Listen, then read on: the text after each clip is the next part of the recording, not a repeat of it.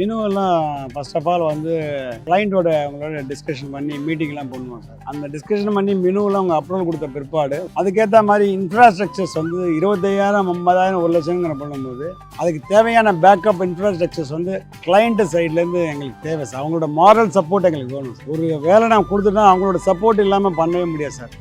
ஒரு கல்யாண மண்டபத்தில் இந்த அளவுக்கு அவ்வளோ கெப்பாசிட்டி உள்ள மண்டபம் எங்கேயும் அந்த அளவுக்கு இல்லைங்க சார். ஸோ அவங்களோட இடத்துல இல்லை ஏதோ ஒரு இடத்துல அவங்க ஆர்கனைஸ் பண்ணி கொடுத்தா தான் நம்ம பண்ண முடியும். Team work, overall team work. First of all அவன் வந்து செய்யும்பொழுது அவங்களுக்கு உண்டான சௌகரியம் பண்ணி கொடுத்துட்டோன்னா ஆட்டோமேட்டிக்காக எல்லா வேலையும் ஸ்மூத்தாக போயிடும். எந்த விதமான டென்ஷனுமே இல்லை.